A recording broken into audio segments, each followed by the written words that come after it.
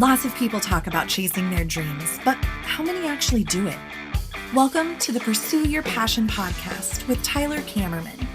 We're going to introduce you to people who are intentionally pursuing their passion every day.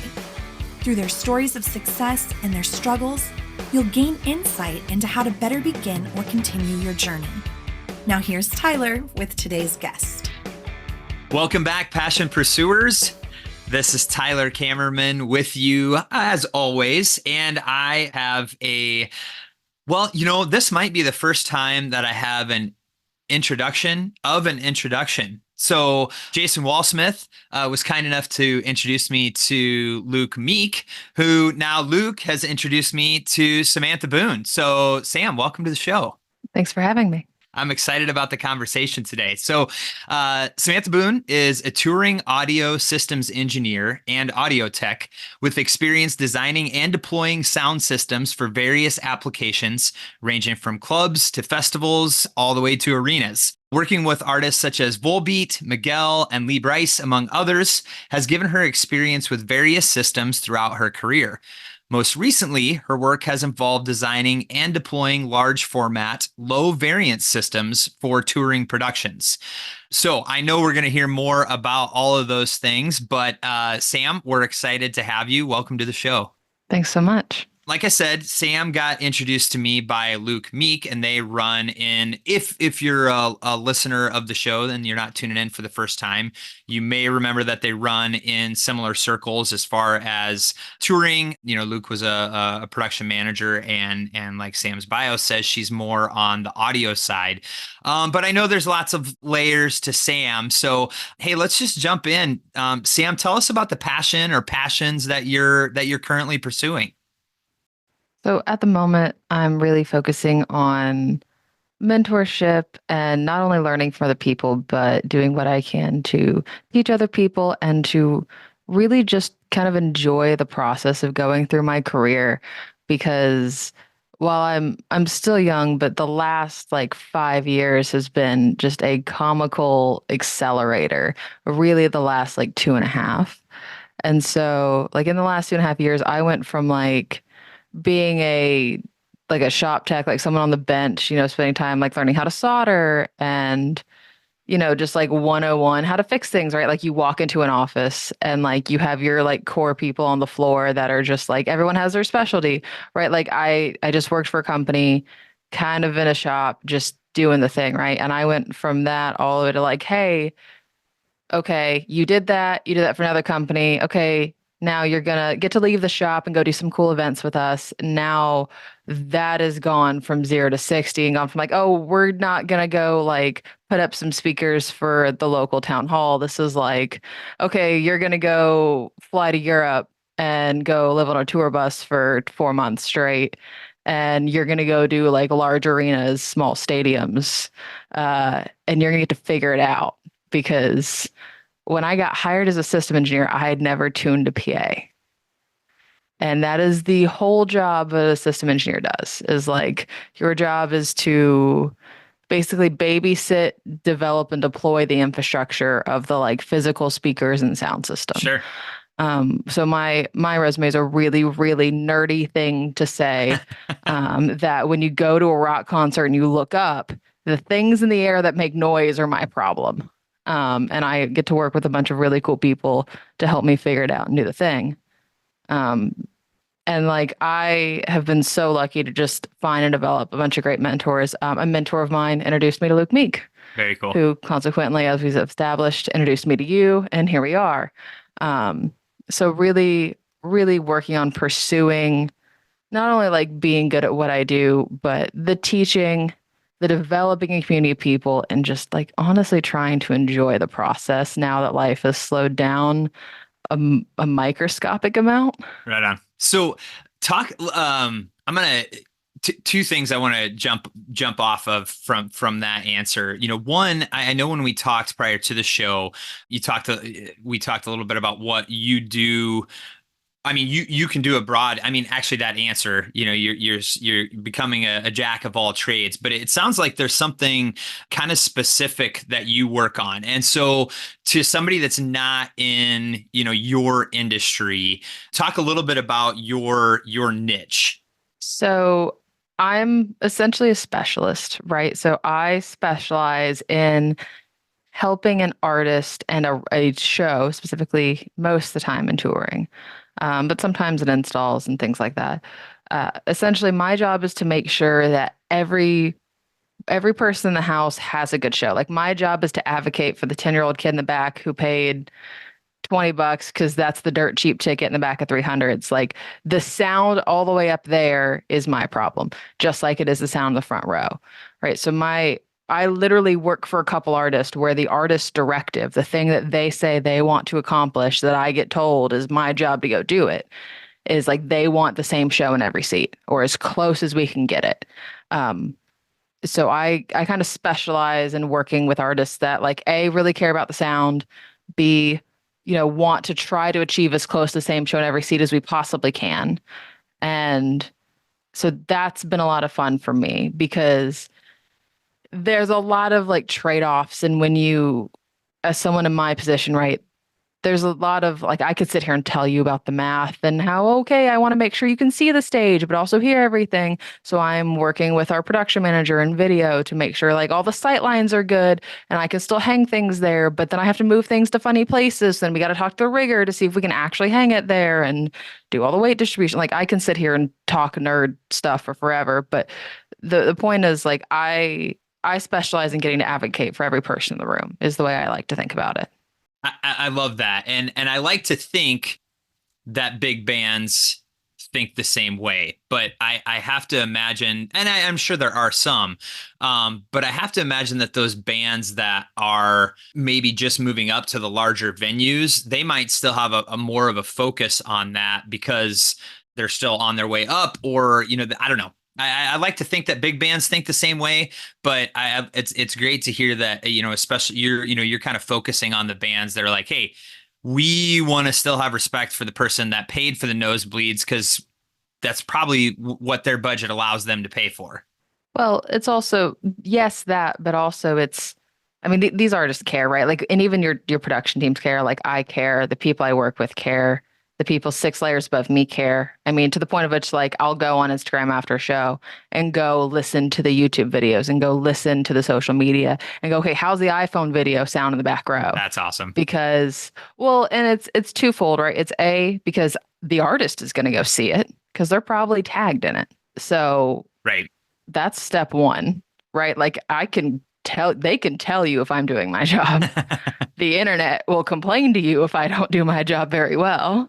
But also it allows me to have a tangible recording, right, of someone else's experience, right? Like I get to appreciate someone else's point of view and how I can contribute to that. And like even during a show, like I run around like a crazy person and I'll go up to the back of the arena and stand in the back row and listen to the sound of it and walk back down and change it if it needs to be changed. That's cool. Sam, something that you mentioned in, going back a little bit, but I said I wanted to go two different directions. You're starting to explore the mentoring piece of that.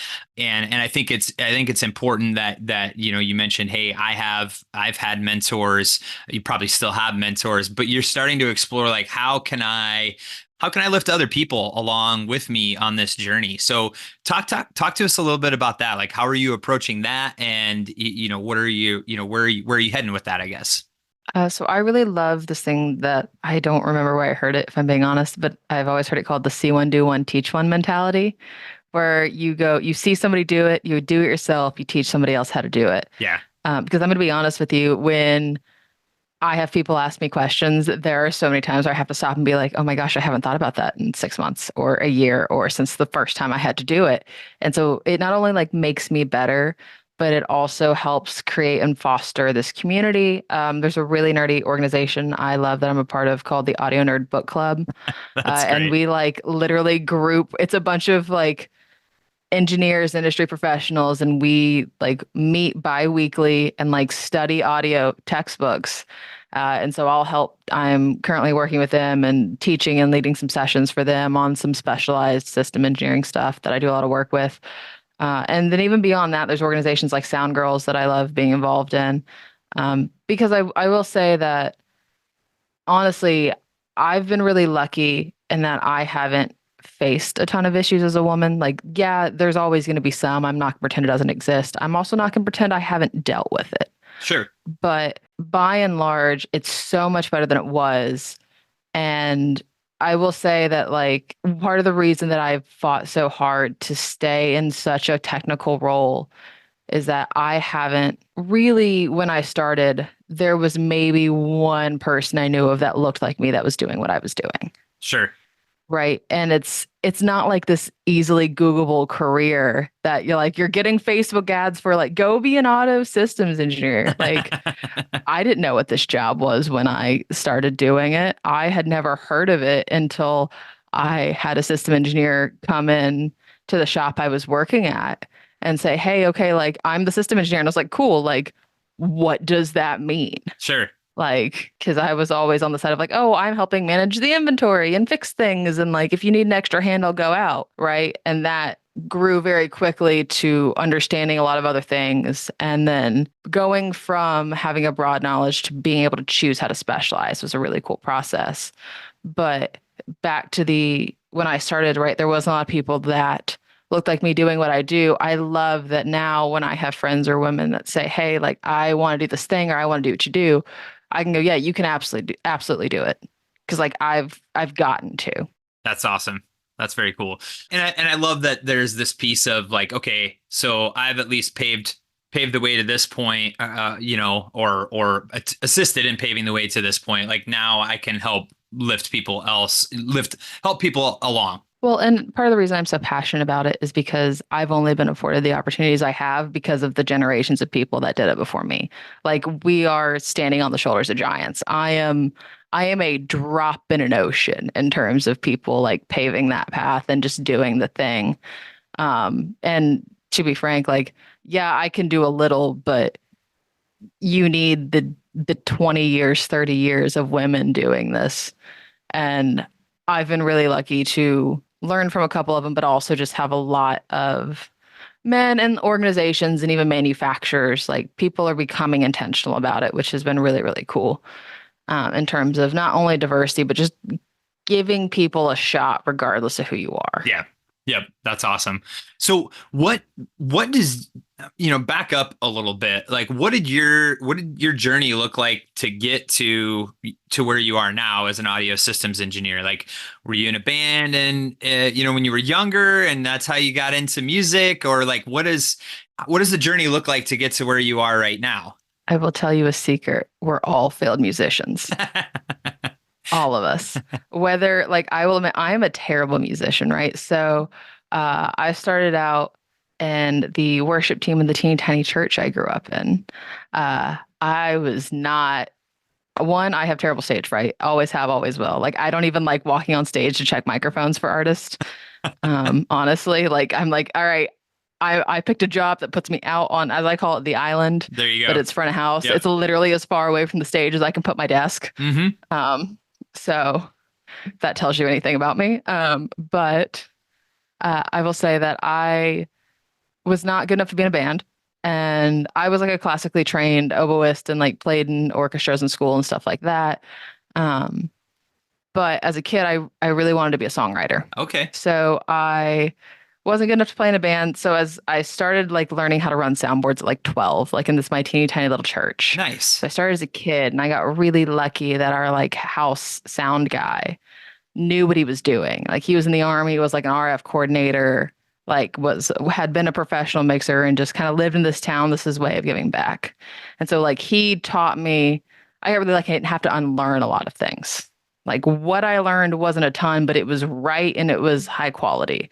And his name was Carl Williford, and I owe him a lot of credit. And anytime I talk to somebody about it, I intentionally say his name. That's fantastic. I love that. And I think he's still there.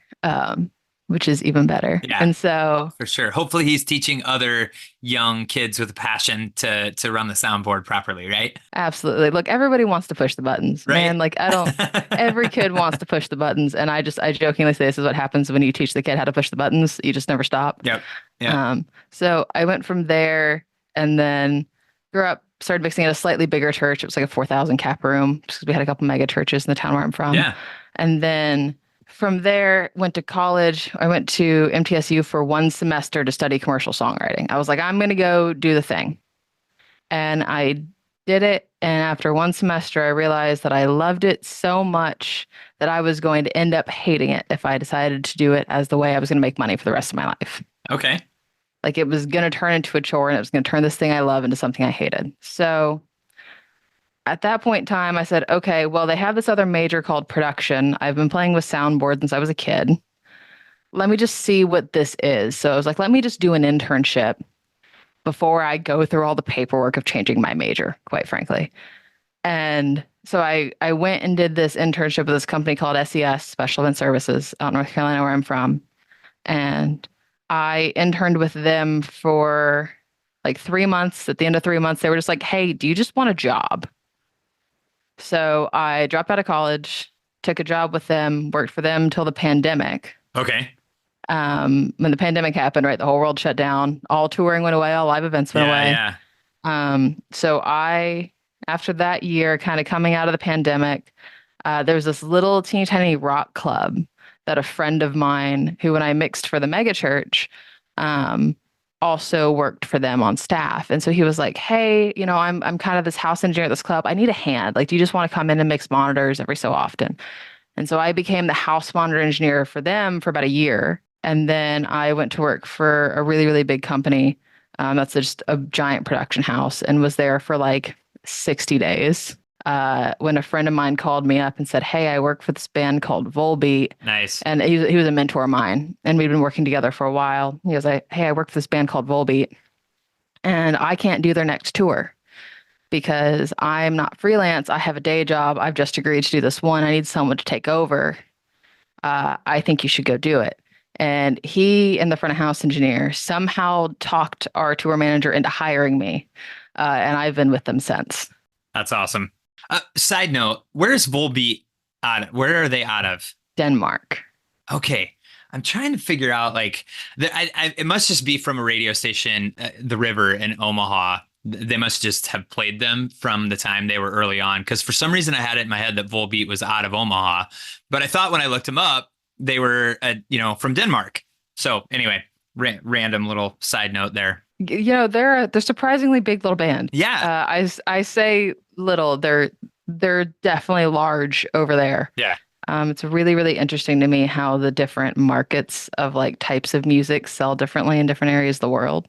Sure. And so if you notice how you travel, like sometimes you play a 500 cap club and then you'll play a 20,000 person stadium on the same tour. Right. And we do a lot of that with Volbeat. Mainly just because of places where they maybe have more notoriety than others. Yeah, I mean, we tend to do, it just sometimes you'll get a smaller market that just happens to be in between two big shows, and you're like, well, we're here. The booking agents or whoever does that will book it in, and we'll go do the show, and then we'll go back to regularly scheduled programming and continue on. Yeah. That's but interesting. It does make for a lot of really fun variety, which is part of the reason why I love working with them. Right. And it's just a bunch of really nice group of people, and the band is great. Like, I really can't say anything bad at all about anybody. Yeah, that's awesome. That's good to hear. So you mentioned that you started working as on the soundboard as a kid. So one of the questions that I always like to ask people, and just feels like a good segue. What were your dreams as a kid? Like, what did 7 or 10-year-old Sam want to be? And was it already music then, or was it something else? I think like 7-year-old me wanted to be a rock star, Okay. and 10-year-old me wanted to be a scientist. Okay. And I somehow accidentally think I found the middle ground. Right. Well, that's part of the reason that I asked the question, is because a lot of times it's, the answer has at least something to do with where you land later in life. And it's interesting that you're like, yeah, 7, I wanted to be a rock star. 10, I wanted to be a scientist. And now I'm a audio systems engineer. So kind of both. Yeah, I mean, I definitely can remember like when I was in middle school, just feeling so torn into everyone's like, well, I'm going to this arts high school and I'm going to this like really technical college. And I was like, I want to be able to do everything, but there's nowhere that's going to let me pursue both. So I just went to like our standard public high school, like that had one of everything. Um, and essentially just got through it as fast as I could. I did an expedited process. So I went to high school for 2 years, and then my last 2 years, I went to our community college full time and finished my associates for my last 2 years of high school because of the way that dual enrollment worked. Oh, nice. So that was a really nice way to not pay for college. Yeah, for sure. And I will say that like getting ready to essentially go to the college level sooner just allowed me to, I got to take music appreciation and psychology and, ironically, the thing I use most that from school is trig. Is my math classes. But I know, no, don't tell any teacher I ever had. Right. Of course. I do think that balance, right? Like even as a kid, I can remember going like, well, I want to be an astronaut. Well, I want to be a geologist. I want to be a rock star. Like picking all these different things. Like Rock Band was my favorite video game for forever. But, it is really funny that how as an adult you at times may realize you found the middle ground. Yeah. You're getting the best of both worlds, so to speak. Yep. Yeah. As you're still early on in your career, but what's been your biggest success or what are you the most proud of? I think honestly, I am the most proud of just how much I've learned and how far I've come so quickly. I've been really, really lucky to have a community of people with me and behind me, and like my friends and my support system. Like I will admit, I've done cool things. I was really lucky I got to fill in on Ed Sheeran for a hot second, and like I got to do the cool shows I wanted to do. But I really honestly think that I am the most proud of the people and community that I've ended up with. Because I never in a million years could have dreamt up that like I get to go run around the world with my best friends and get paid for it. Yeah, that sounds pretty good. I mean, don't get me wrong, we don't sleep for like a week at a time, but it's cool. But it's cool. And I love that through that, and alongside it and separately though, that you've got this focus of, I want to help other people do the same thing. Like, I think that that's really cool. It's not a path you choose unless it's the thing that you want to do. My dad's always said that honestly, if everyone got paid 50 cents a day, like that's the job he'd do is his job. And I think for me that's the goal is whatever it is, however long I decide to tour. And I know it won't be forever for me, right? Just there's a lot of great things about it. There's also a lot of instability to it. Sure. And so there are trade-offs you make, right? When you are gone 8 months out of the year and you don't get to go home all the time. But, I love it for now and I have no intentions of stopping for a hot minute. And so for me, like choosing to intentionally make those choices while it's the thing that I want to do, that if everybody got paid 50 cents a day, I would do it. And then when that changes, I will transition into something else. But until then. That's a great outlook to have. I hear lots of coaches and other people say, if money wasn't an issue, what would you do? And that, and I remember when I was this is 3 years ago now, like deciding if I was going to go with Pursue Your Passion or what I was going to call the podcast. And I read this article, and I'm not going to try to quote it because again, it was years ago, and it was either Forbes or it was New York Times, but it was basically like the premise was why coaching people to follow their passions was a poor way to coach, because you're setting people up for failure and yada, yada, yada. But I go back to like what your dad said, if everybody got paid 50 cents or however you want to frame that, like if money didn't matter to you, what would you do? Now that not everybody is fortunate enough to be able to do that. But one of the through lines that I'm trying to get through this show is like, but if you're not able to get paid for it, how else can you do it? So like if somebody's thing is your thing and they're my age and they have, 2 kids and a mortgage, like maybe you go and start at the church, like you did, hey, can I learn how to run the soundboard at church? Like trying to find those places where even if it's not even if it's not an option to do it for a living, how else can you put one foot in front of the next to start chasing that passion? Absolutely. And I think the thing that I have realized in the last 5 years and just learning that what people do for a living, right? And how it's amazing how different the variety of things people can do and get paid for it and support themselves is. I mean, I didn't know that 80% of the jobs in my industry existed. Um, Sure. and so I think for me, the thing that I've learned is whatever it is you decide you want to do, there is a way to do it. It's just maybe inconvenient. I like that. Yeah, that's good. Asked you about kind of success. Let's look at what's been the biggest setback or struggle that you've had to go through, and how'd you overcome that? I think the biggest struggle I've encountered is learning how to say, not just I need help, but that like I need support, Sure. right? Because if you're in an environment or on a team that isn't prepared to back you, you can't win.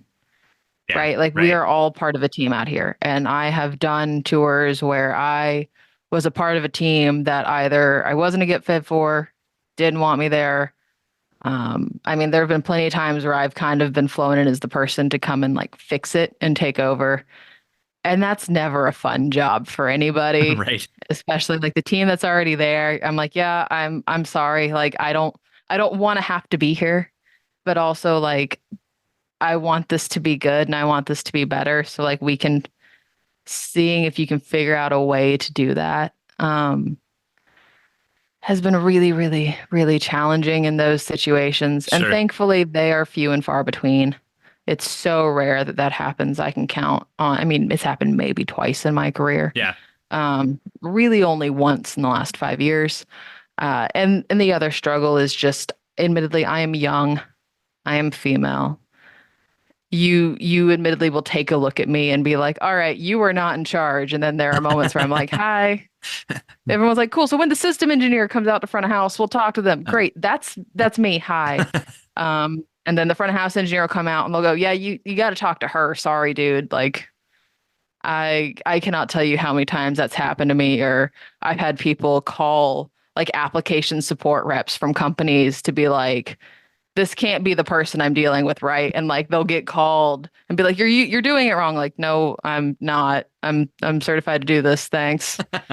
I passed. I promise.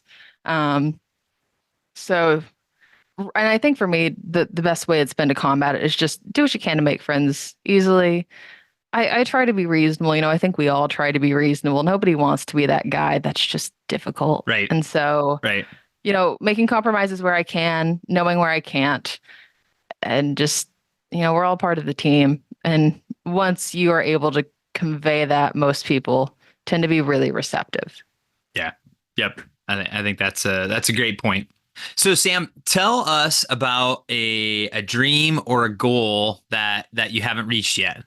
I'm really stubborn, and that I admit that I've been really, really lucky, and I've gotten further in the last couple years than I ever thought I would, especially the last like two. But one of these days, I think it'd be really cool to just get to go do a very, very large tour. Sure. And do something Metallica sized. And I want to do one, and it's to prove to nobody other than myself that I can do the thing. And then I want to go right back down to one step below that, because that level is a lot of stress and a lot of logistics and a lot of people and a lot of skill. Sure. And I know I'm capable of it, but I really just want the opportunity to prove to myself that I can do it. Other than for no other reason than it's if there's not anything bigger. Right. Right. Right. Well, and you said something that I like, not for anybody else other than myself. And I think that's one place that I try to focus on, but I'm also really trying to coach my kids. Like, hey, focus on being a better version of you. Don't worry about what other people are doing. So I love that you said that. To unpack, or not unpack, you mentioned Metallica. Was that just to give a picture of like how big you're talking, or would that be like your dream band as well? That's just to give a picture of how big you're talking. Okay, so do you have a like, hey, if I could have that one shot, or maybe if it's two or three, if you don't want to narrow, put one name on it. I'm gonna be honest. I don't You know don't? that I care Okay, who the artist is. gotcha. I want to have to deal with the Got infrastructure. it. Got it. Um, but you that there's not really a lot of those. I mean, Right. there's 20, Yeah. 30 in the world maybe Yeah. That go that big. that, at any one given time. Yeah. And I've been really lucky that I have a bunch of friends that get to work on that scale, and I've learned a lot from them. Sure. And they are all decades into their careers Hmm. and still killing it. And I am honored to call them friends. But yeah, I find that the only time I have ever like felt like I fell flat on my face is when I started looking at other people and what they were doing and trying to compare it to where I am and where I want to go. Hmm. Right. Because there's absolutely no way. And I try to teach this in like mentoring too, because people are like, if they say to me, I want to do what you do, or you have this gig, or whatever it is, that doesn't really matter, right? Two people can work on the same show, but have two completely different experiences. Sure. And everyone's got something they're really good at, and everyone's got things that they are not great at and they're still working on. And so, like, I really just have the interest in finding the things that match my skill set and vice versa. I don't ever want to take a gig that's not a good fit, regardless of anything else. Like if I got offered to do Metallica and it wasn't a good fit, like I would still probably say no, as badly as I want to go do something like that. Sure. Sometimes it is what it is. Yeah. Yep. No, I think that's a great outlook, and I'm glad that you mentioned the part about as you're talking to people that you're helping along. With that in mind, what would you say to somebody, and this can be, specifically to somebody in your industry, or as you think about like the other people that might be listening to this show, like a lot of people are, trying to figure out what their passion is, or, maybe they've started down a road and they're stuck. Like, what would you say to somebody that doesn't know, kind of what passion they should be going after, and, or, somebody that is going down a road and they found themselves kind of stuck in the mud? I would just say, don't be afraid to change your mind. And I, at one point, literally wrote an article on it. Okay. And I would just say that as you grow and as life progresses, you're going to change, you're going to change your mind, and the things that excite you will change, right? And so, like, I loved roller coasters as a kid. I do not anymore. Um, right? Things like that. And so find your version of whatever it is that excites you. And I really recommend reading a lot, right? Whatever you're drawn to or being, find yourself gravitating towards, whether it's art or music or just the thing you want to do at the end of the week, right? Whatever makes you excited, figure out how you can describe it and then quantify it. And then that's how you start integrating it into your life. And that's when you can go, okay, well, maybe I want to do this for a career. Or how can I make this work for me? Like you start going beyond that, but really just exposing yourself to things that will change your mind or broaden your horizons. Yeah. Because you may be passionate about something you've never heard about, and that's why you can't figure it out. That's great. I love that. So yeah, I have done a lot of reading for a long time and really enjoy it. And that's kind of where I tell people to start. Yeah. Yeah. Well, that's a great segue into another question that I wanted to ask you. So, what are your three favorite books, or I'll caveat, what books maybe would you recommend to people that are trying to pursue their passion? I'll let you go with either or a combo of those.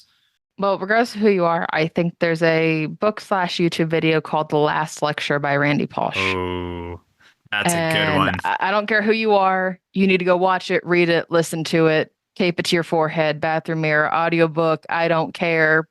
Get it into your system. It's so touching. So that's number one of them. Another one is a book by, I believe, Chris Hadfield. He was an astronaut. Okay. It's called An Astronaut's Guide to Life on Earth. Interesting. It's another very perspective mental, just kind of how he sees the world. And he talks about, growing up and also, not only the process of being an astronaut, but like really the person behind it. Mm-hmm. So that's a really good one. A good friend of mine recommended it to me, and I have since recommended it to several friends. So those are kind of the two main ones that I would swear by. And then, oh, this is hard to pick another, just one more. There's a book that I read as a teenager that's always stayed with me called The Little Paris Bookshop. The Little Paris? And it's okay. Yep, The Little Paris Bookshop, I believe. And it's the premise of it is that books are medicine. And so there's this floating bookstore and a woman who runs it, and people essentially walk in and, books are prescribed as medicine. Ah, cool. So it's a really very sweet, very lighthearted book, but there's a lot of really cool meanings about it. And then the one last one that I will caveat is it is a book of poems, but there's a poet named Rudy Francisco who does a bunch of spoken word. Okay. And he wrote a book called Helium. Helium? Helium. And it's a book of poems, but it's really several spoken word pieces compiled. And it's just kind of about life and transformation and learning and growing up. And it's very, very, very well done. So like his Instagram and YouTube, I'm a big fan of as well. So that's kind of where my head lives usually. Yeah, no, I like that. It kind of sounds like, 3 out of the 4 anyway are kind of different vantage points on life. Mm-hmm. Yeah, that's awesome. Sam, I really appreciate taking the time out of your day. You've got a unique voice, and I'm excited to share it with.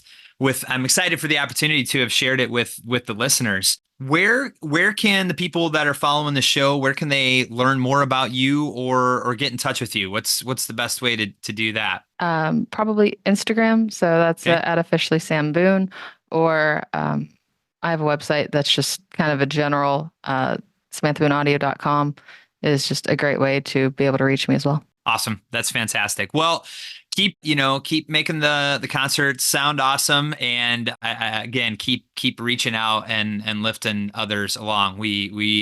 Everybody appreciates that. So great work. Thank you so much for having me. Absolutely. And to everybody else, and to Sam for that matter too, keep pursuing your passions. If you have questions or would like to contact us, please check out the show details for contact information. Thanks for listening to the Pursue Your Passion podcast.